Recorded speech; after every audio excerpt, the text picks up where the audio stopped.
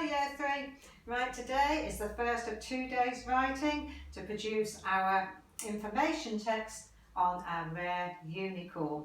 So the rare unicorn I decided to write about yesterday was the fire unicorn. So the first thing I've done is given it a title, capital letter at the beginning and a capital letter for its name, the fire unicorn. So the first thing I need to write is the introduction. Okay, I've taken off the rest of the plan here so I've got room to write. This is what we did yesterday on the video.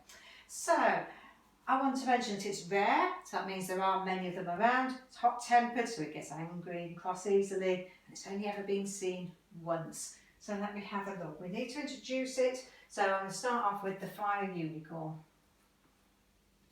The fire unicorn is a rare. You might use rare, you might use unique, unusual.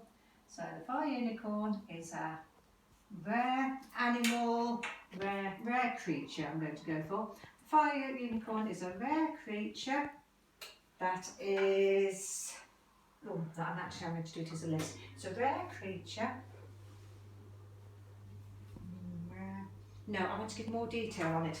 I'm not going to say a rare creature, I want to put something else in there first. It's a rare, comma, because I'm going to be writing into that list, is a rare hot-tempered creature. That's better. Hot-tempered. There's that hyphen. Hot-tempered creature that has. Now this should be looking similar to the sentence that we wrote, to structure the sentence that we wrote on the appearance. It's a rare hot-tempered creature that has only been seen once. So I'm saying how many times. Do you remember the river unicorn had been seen 3 times? The fire unicorn is a rare hot-tempered creature that has only been seen once. I'm going to give it a clue. I'm not going to say where, but I'm going to put in its native habitat. In its natural habitat. So in the wild. Okay, so you might put in its wild habitat, its natural habitat. And of course, a full stop. And that will be enough for my introduction. Okay, so that will be my first part here. So I'm just going to tick that off. The second part now is I'm going to be writing about its appearance. Okay, and we did a lot of work. We did a whole day's work on this using those compound adjectives, that relative clause. So, let me see. The fire unicorn has I'm going to start with fire unicorn again, that'd be a bit too repetitive. This fascinating creature, or I've used creature, this fascinating animal has a burnt orange coat. It has a burnt orange coat or burnt orange fur, we call it its coat. So this fascinating animal has a burnt orange coat, comma, mane like, or I'm going to add something, mane like smoke. Think about that smoke moving, because as it moves, the mane's going to move. So I'm going to have it like drifting smoke. Like drifting means to move slowly, normally being pushed by the wind. Drifting smoke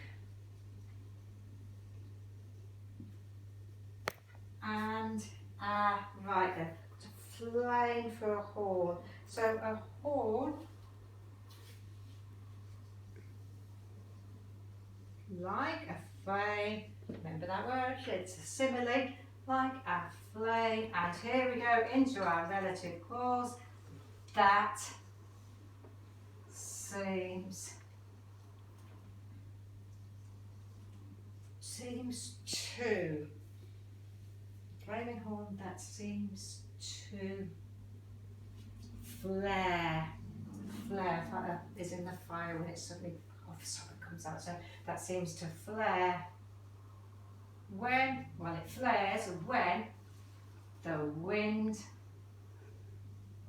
blows.